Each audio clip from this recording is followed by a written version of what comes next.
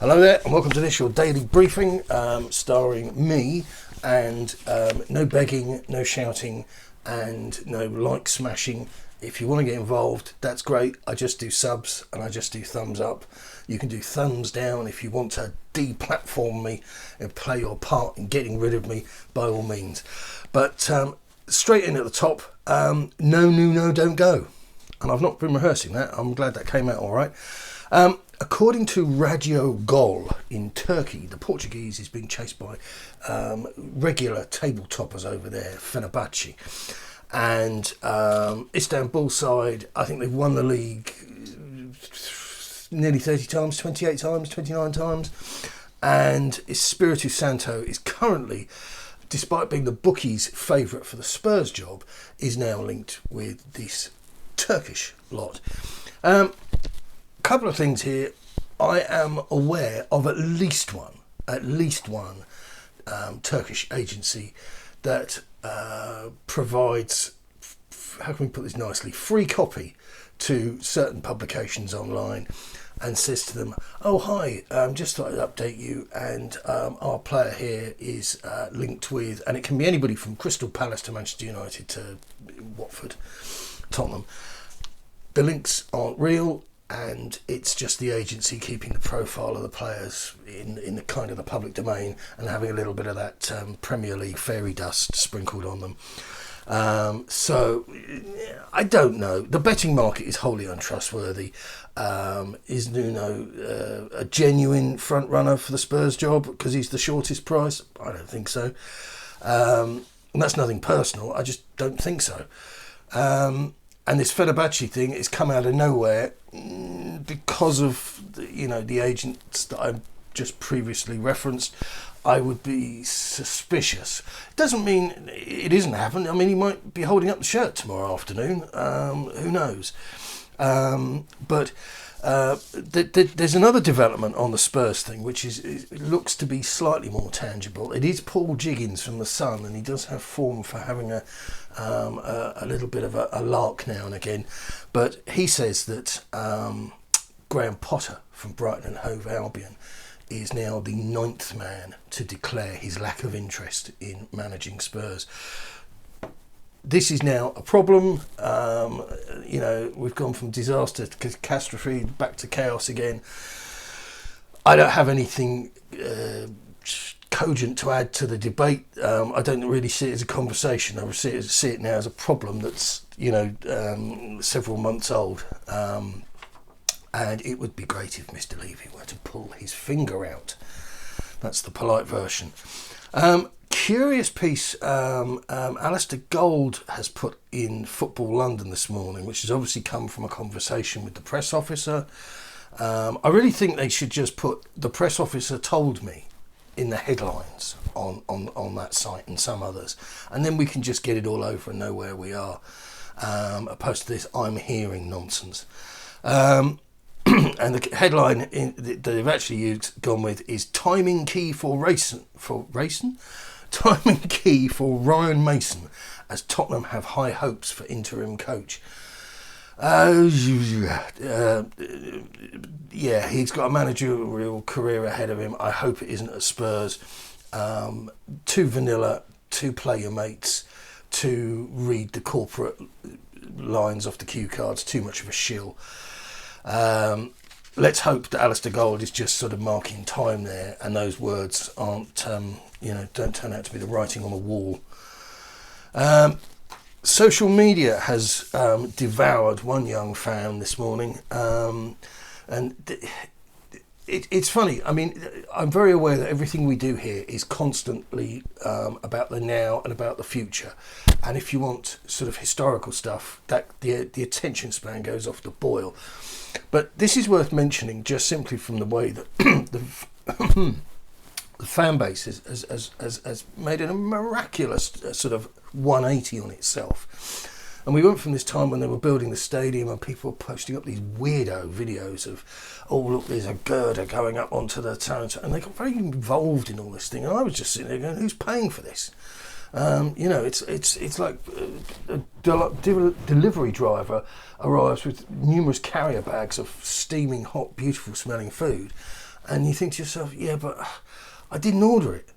So I'm loath to start opening up the lids and stuff because I don't want the guy coming back demanding 60 quid off me. So we've gone from that to having protests outside the stadium, and there was a time when Levy time. Do you remember those days when Levy time was like, had this sort of jingoistic thing that he was going to come in late in the day and pull a metaphorical rabbit out of a metaphorical hat. And now he's just being, he's just aggravating people, and there's comments all over about time wasting and penny pinching.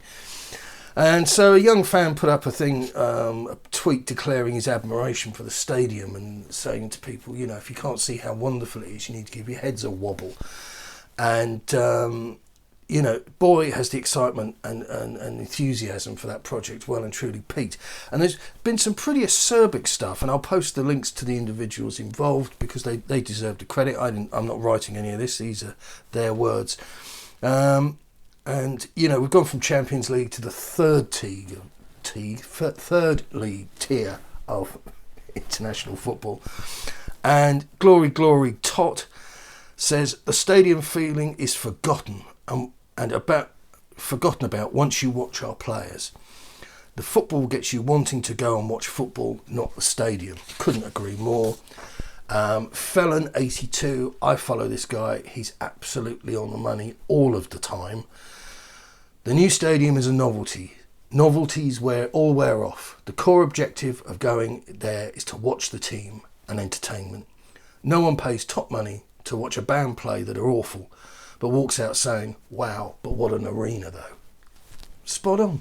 Nobody ever says anything like that. Tom S., who is at Slow No Maguy, said to the young guy Liam here, I work in the wine business, and whenever I see a highly decorative bottle, the question is always nice packaging, but is it in the bottle?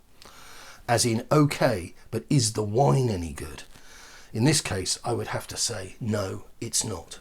And this is entirely the point that many of us have been making. £1 billion stadium, and we are not getting £1 billion worth of football back. They've sunk the money into capital assets.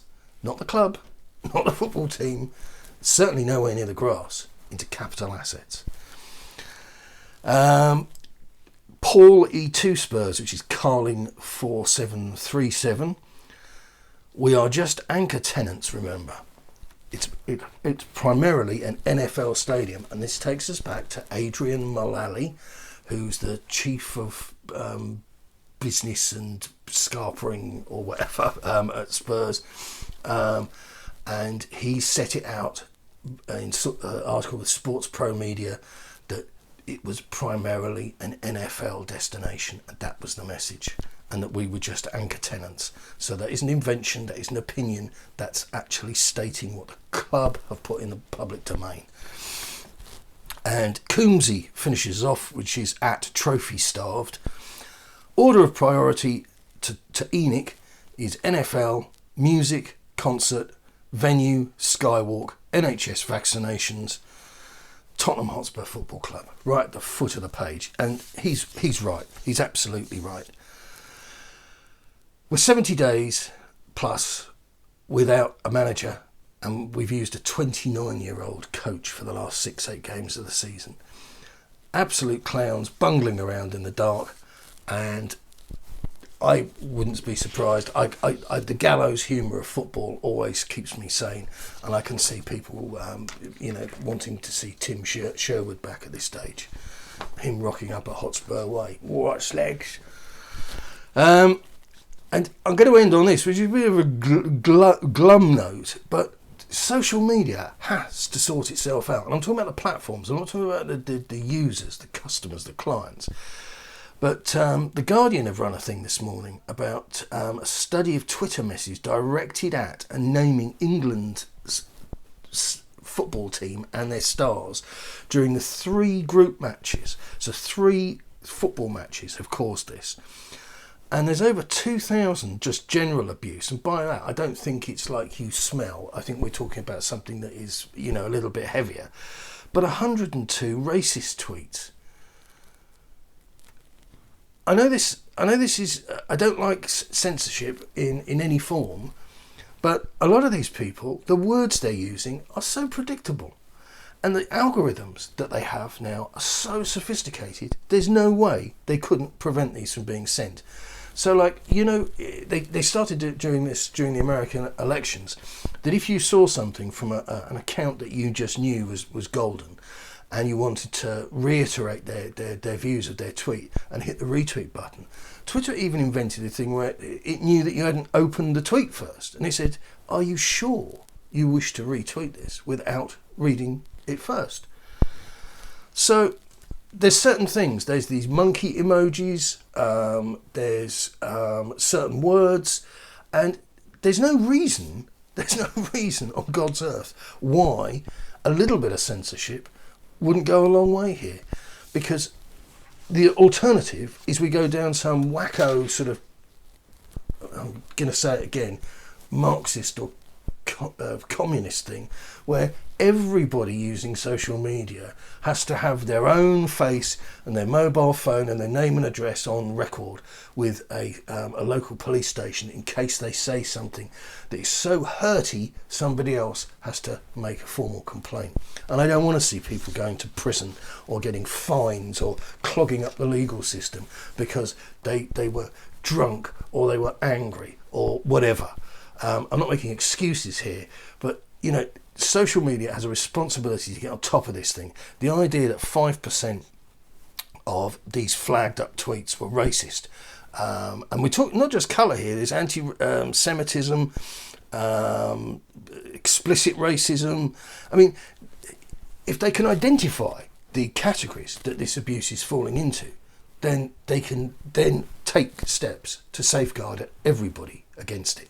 And there's no excuses, because their primary role here is to make money. Let's not forget about that. They're not bringing the world together or doing anything particularly chummy. This is about making money, and that's why they sunk all of their cash into developing these algorithms. Sorry to bang on about it, because it will be boring to some people, but I just think that you know, 21st century, we could solve this problem, you know, maybe not in weeks, but certainly in months, and it'll do away with all the virtue signalling and all the people running around charging, pointing, going, oh, he's a racist and you're a fascist and all this nonsense. If people are stopped from sending this stuff at point of use on their phone, that's going to make them think twice, because that shows that they've already been identified. But what I don't want to go down the route, as I say, is where you know, people are going to knock on the door because they told somebody to F off at 2 a.m. or whatever. You know, we don't want to live in that sort of society, surely. Right, if you see the new Tottenham manager, send him my love, and beyond that, have a great day, and I'll speak to you again in due course. Keep it Tottenham.